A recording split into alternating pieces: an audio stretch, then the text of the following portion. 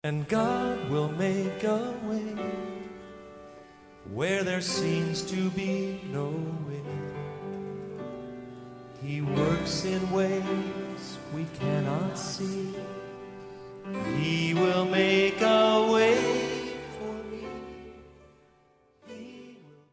Padayon ko kamo ginatamyaw diri sa aton nga programa Gospel Network Ministry. Padang kita magapangalagad sa inyo agod nga bisan sa amo lang sini nga pamaagi makabulig kita sa aton mga kauturan, particular diri sa alok adtong mga naghandom sa pagsugod sa ilang personal witnessing, and also some of our brethren halin sa nagalanlaing nga distrito sakop sang West Visayan Conference nga nagatanaw sini nga video. I do believe nga ini makabulig sa inyo, sa maka-motivate sa inyo kung kamo nagaplano o kung magasugod sa inyong personal evangelism program or personal witnessing program. Ang akon nga topiko nga pagadalon sa bong may kang tanan ini sa una natin nga mga topiko, how to give Bible study and common mistakes in giving Bible study. Actually, we have some friends in Luzon who are watching some of our videos in YouTube, and they are asking if possible I could speak Tagalog. Medyo medyo dako-dako nga challenge ni kay bangod nga hindi manggid ko yan ayos nga maghambal sang Tagalog. Sang una, siguro when I was a missionary in Palawan, Tagalog ang ginagamit namin doon. So yung mga tao nakikinig, sabi nila kahit na Tagalog, Ilonggo pa rin yung tono niya. May mga pastors tayo na nagtatagalog, katulad Pastor Boy, nagtatagalog siya kasi na-assign siya doon sa Semirara. Eventually, we have Tagalog Pastor Cabalde. Originally, galing siya ng Maynila, kaya magaling siya mag-Tagalog. Nakakatuwa nga sabi ng mga kapatid dahil pag nag-Ilonggo siya, yung tono niya, Tagalog. Medyo kabaliktaran din naman sa akin. Pero ganun pa man, sisikapin natin na makapag-Tagalog para yung presentation natin hindi lamang para sa atin, kundi para din sa mga kaibigan natin doon sa ilang kaibigan natin doon sa Luzon. Tayo din naman ng mga Ilonggo ay sabi nila Jack of all trade, master of none. Kaya naisin din natin o mas maigi din na makapagbigay rin tayo ng ilang tips sa tulong doon sa mga kaibigan natin na humihingi na i-translate o i-Tagalog yung ating presentation. So, ang unang tanong sa presentation na ito, are there receptive people around us to be picked for the kingdom of heaven? Of course, I do believe. Naniniwala ko na mayroong mga tao na ready for the gospel right now. Hindi lang natin nakikita dahil madalas busy tayo, o hindi lang natin nakikita dahil hindi natin tinatrabaho. Sa tapos na pinanalangin natin, after we pray, then we have to find them. Sabi ng Panginoon, pag hinanap natin, ay talagang makikita naman natin. Acts of Apostles, page 109. There are many who are reading the scriptures who cannot understand their true import. Nakita nyo, marami sa mga tao ngayon na bumabasa o matagal nang bumabasa, pero they could not understand the true meaning unless somebody will help them, or unless somebody will come and help them to understand. Yun pa, yung mga panahon na yun, saka pala nila maunawaan ang ibig sabihin ng ganyan, ang ibig sabihin ng ganito. All over the world, hindi lamang dito sa Pilipinas at sa buong bansa, men and women are looking wistfully to heaven. Yun naman talagang desire natin lahat, di ba? Na gusto natin langit. Dahil tayo ay nabubuhay sa kahirapan, sa kapighatian, maraming mga pestilences, mga tragedy, calamities, marami. At marami sa atin na gusto nang umuwi doon sa langit. O maliban na lamang na matapos ang Ebanghelyo, ay yun ang sabi ng Panginoon, saka tayo maka-uwi doon sa langit na bayan. Keep reading. Prayers and tears and inquiries go up from souls longing for light, for grace, of the Holy Spirit. Many on the verge of the kingdom, they are waiting only to be gathered in. So sa pag ipon o to, to find the receptive people, paano natin malalaman? May mga indicators ba upang madali nating malaman yung mga tao na ready for the gospel na? Receptivity indicators para malaman natin na yung mga tao are now ready for the gospel. People in changing situations, like this one. I have listed 7 items. We have to study that one by one. First, moving to a new place. Pagbago yung tao sa lugar, nangailangan siya ng kaibigan. So, kung puntahan natin at kaibiganin natin, mag-establish tayo ng friendship until finally ay mas madali tayo makapasok doon sa kanya. Pag may mga bagong napanganak sa tahanan o kilala, neighbors natin, ay pwede tayo makabisita, may access. Matutuwa sila pag pumunta tayo doon, ma-appreciate natin. There are receptivity indicators upang malaman natin kung yung mga tao ay now ready for the gospel.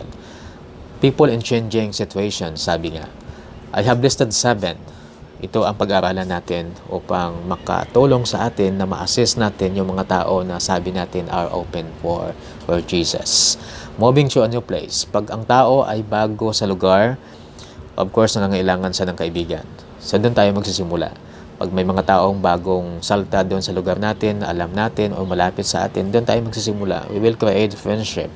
At sa katagalan yan, sa kalaunan yan, ay mag-uumpisa na rin yan yung opportunity natin na makapag-extend tayo of what we have learned from our church, from our fundamentals, and even from our presentation here. Pangalawa, pag may mga bagong isinilang sa yung kapitbahay, yung kaibigan mo, ay pwede kang makapunta, right? Welcome naman tayo na pumunta, dumalaw, at mas natutuwa nga yung family pag nagpunta tayo doon. Tinignan natin yung baby, na-appreciate natin yung baby, kakausapin natin siya kung nahirapan siya. Mga halimbawa ng mga ganyan. You can add more and you can invent some. Ito, madalas nangyayari ito. Regardless ang status ng tao, whether he is, in upper class or in lower class or middle class, pag tayo ay pumunta doon at makikiramay, ang mga tao ay open for that time. At saka yung change in marital status. Pag namatayan siya o iniwan siya, pupunta tayo. Pag alam natin, kapitbahay natin, we have to give comforting words. Sabihin natin na ganyan talaga ang buhay. But we have to move forward. May plano ang Diyos. Hindi tayo pabayaan ng Diyos. Mas maganda din naman na babasahan natin ng Bible pag may dala tayong Bible o yung mga nasa ulo natin na teksto. Pero just remember, pag babae nga yung, ang concern natin dito, pag babae siya, siyempre babae ang pupunta doon. Kung lalaki din ang pupunta doon.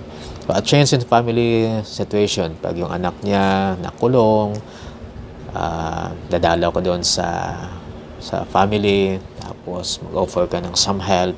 Kung pupunta sila doon, paalam sa iyo, ay may pabigay ka o sasama ka kung gusto mo ring magbisita. Number 6, a change in job status pag na-promote siya.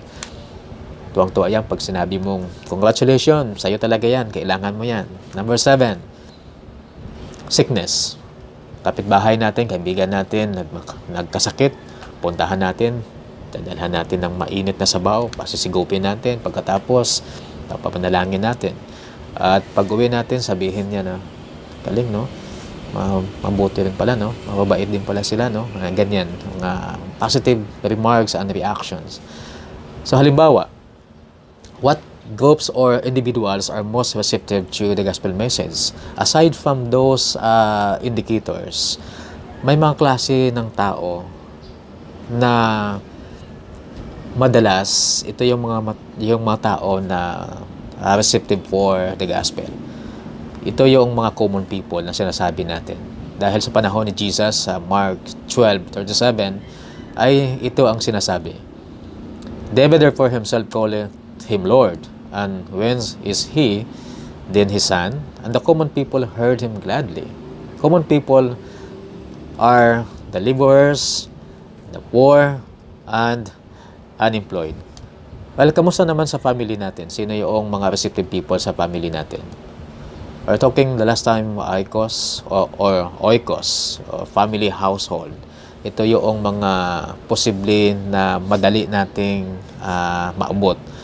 Hindi lamang madali, kundi open for the gospel. Especially pag nakita nila yung lifestyle mo, yung the way you treat people, the way you talk, and the way you display yourself before the public. For example, my story sa Acts 16, 14, 15, there was a story of a woman named Lydia. Nung siya ay na-convert, nung siya ay na-baptize kasama yung buong niyang sambahayan, or including her household. Naisip ko, siguro maganda yung kanyang example sa mga family members niya. Dahil pag maganda yung relasyon, yung naka-establish ka ng attachment, ng intimate relationship sa yung family, chances are they will be coming with you.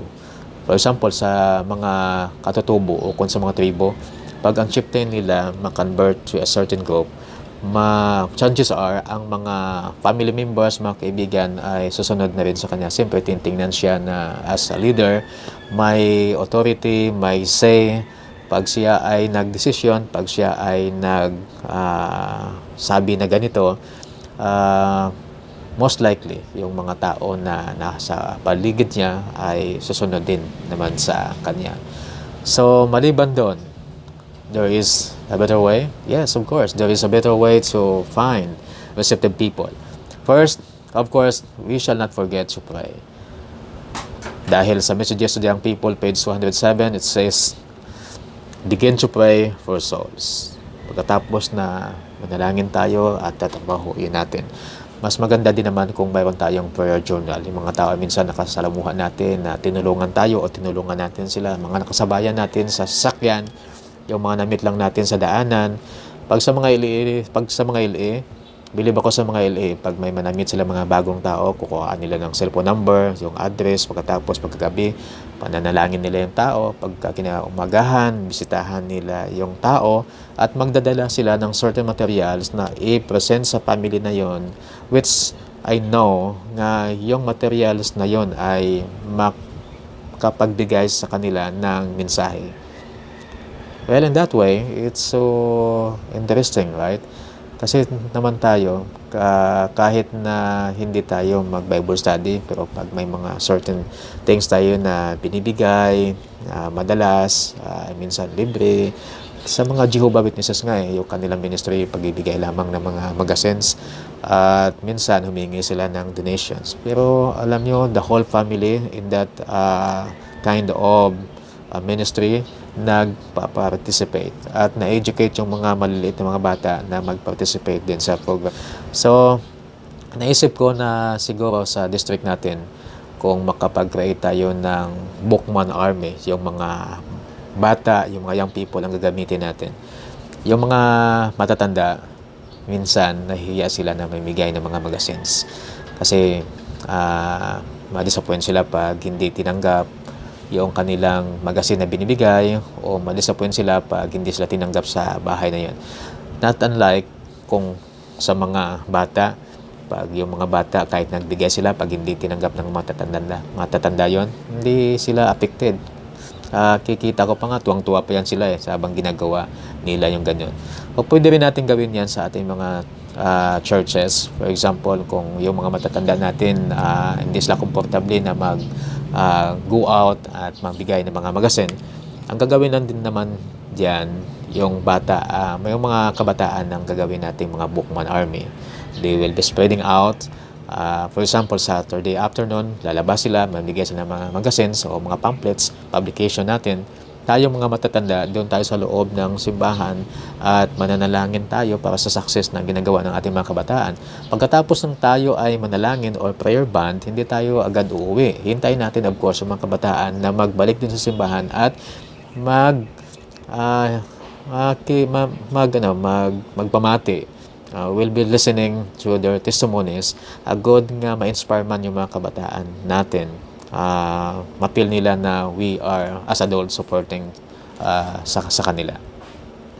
So naisip ko rin na mag-uumpisa tayo ng ganyan siguro dahil itong mga buwan na ito, darating ng mga buwan ito, may mga books tayo na darating from conference at ito ang ibibigay naman natin. Pangalawa,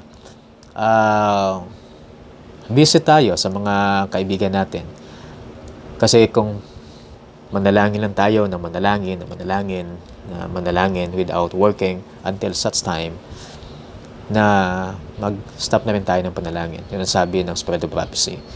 If we will pray and pray and pray and pray without working until such time, we will stop praying as well. Acts Christian Service page 115. Visit your neighbors in a friendly way and become acquainted with them. Ito yung ministry. Ito yung kind of ministry na ginagawa ni Jesus. Mingling with people, pagkatapos talking with people, and winning their confidence and an appeal to follow the Savior, to follow Jesus. Third, invent. Anong ibig sabihin nito? Upward look. Page 171, nasabi, invent some way of becoming acquainted with the people. If you will work with wisdom, with heart and soul interest, and with earnest prayer, your Heavenly Father, you will find success to souls. Kung bago siya, halimbawa, going back to the first indicator, na sinasabi, pag bagong tao dyan, pag may kung anong mayroon ka, invent some ways. Halimbawa, pag may mga naluto ka na langka dyan, na saging, o pag nagluto ka, masobra o pasobrahan mo, yung mga gulay, ay i-extend mo doon sa iyong neighbors. And parang ano lang din naman yun, slowly but surely. Kung sa Ilonggo pa, amat-amat lang ba? Samtang ginamat-amat ni mo, ginahimo mo na consistently, padayon nga outreach ikaw, gawitness ikaw, sa pamagitan ng ganyang mga maliit na bagay, siyempre yung tao na tumatanggap, medyo maglambot yung kanyang puso. Nasabihin na magaling din pala, no? Mababait din pala yung mga Adventist, ano? Yan. Kanyang mga remarks na posible nating marinig sa mga tao. Mga tao, may mga converted Adventists na nag-testimony na hindi lamang sila na-convert sa pag-Bible study, kundi na-convert din sila doon sa magandang pakikisama ng kanilang kapitbahay na Adventist. Testimonies, Volume 6, page 46.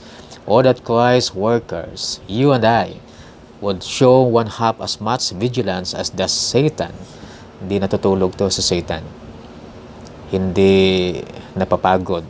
Laging pinag-aaralan tayo yung mga kahinaan natin. At gumagawa siya ng lahat ng klaseng paraan upang ma-obstruct yung gospel. Especially pag magsimula tayo ng personal witnessing natin, pag pinapanalangin natin yung kaluluwa na yon, yung kaibigan natin, kapitbahay natin, ay gagawa rin siya ng kanyang plano. Pag nagpaplano tayo, gagawa rin siya ng plano. For we shall not be afraid dahil ang Panginoon naman ang kasama natin and He will give us success as long as we work, we pray, and have faith na maging successful ang ating ministry. Sa Gospel Workers, page 139, from 136 to 139, there was a beautiful story here. I will read some, pero I will not finish it. I want you to finish the story. It's a beautiful, wonderful story of Ellen G. White. Actually, it was a vision. Mas maganda kung kayo na magtapos nito. Pero bibigyan ko kayo ng introduction. Sabi dito, in a dream given me September 29, 1886, I was walking with a large company who were looking for berries. There were many young men and women in the company who were to help in gathering the fruit. We seemed to be in a city, for there was very little vacant ground, but around the city there were open fields, beautiful groves and cultivated gardens. A large wagon laden with provisions for our company went before us. Soon the wagon halted, and the party scattered in every direction to look for fruit. All around the wagon were both high and low bushes bearing large, beautiful whortleberries, but the company were all looking too far to see them. Ang iban, pagdating nila sa lugar na yon, ay nagpuntahan malayo, medyo malayo. They're scattering a little bit far. I began to gather, sabi ni Ellen G. White, I began to gather the fruit nearby. Doon lang siya, sa malapit lang siya. But very carefully to prepare for picking the green berries. Pero yung mga hinog ay nakihalo o mixing with, the unripe fruit, for fear of picking the green berries, which were so mingled with the ripe fruit that I could pick only one or two berries from a cluster. Some of the nice large berries had fallen to the ground. Yung mga hinog na, yun, nahuhulog na sa lupa, and were half consumed by worms and insects. At ang sabi niya, I thought if this field had only been entered before. Sayang. Kasi yung mga nahuhulog na nahinog na bunga ay kinakain na ng uod, mga insects. Sabi niya ay, kung noon sana nakita ito o nakuha ang mga bunga na ito, hindi sana nagkaganito.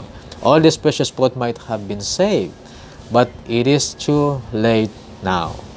I will, however, pick this from the ground and see if there is any good in them. Nevertheless, talagang pinagsikapan niya na makuha pa rin. Titingnan niya kung magamit pa. And see if there is any good in them. Even if the whole berry is spoiled, I can at least show the brethren what they might have found if they had not been too late. Isa sa mga reason niya bakit niya kinuha yun, ipakita niya sa mga kapatiran na hindi sana maging ganito sila kung nakuha sila ng mas maaga. Just then, 2 or 3 of the party came sauntering around where I was. They were chatting and seemed to be much occupied with each other's company. Natutuwa. Talagang enjoy na enjoy yung mga iba. Seeing me, they said, we have looked everywhere and can find no fruit. They looked with astonishment at the quality I had. Pero nung nakita nila na si Ellen G. White mayroong bunga na hinahawakan niya, samantalang malapit lang sila, pero sila doon pumunta sa malayo, they were astonished, na mangha sila. She will continue the story. Please. If you want to continue the story, this is a beautiful story. Ay pagpatuloy nyo doon sa Gospel Workers. Pag mayroong kayong book na ganyan, o kung wala kayong book, you have to install it in Play Store. Install Ellen G. White writings, Gospel Workers, page 136 to 139. To close this presentation, I have faith. Naniniwala ko na may mga taong katulad sa Eunuch, katulad sa story ni Ellen G. White, na naghihintay lamang sila na malapitan at maipaliwanag sa kanila yung kanilang mga binabasa. As a matter of fact, they are now ready for the harvest. May this presentation will help us somehow and will encourage and will motivate us as we continue our witnessing for Jesus. Once again, thank you for listening. Until next time.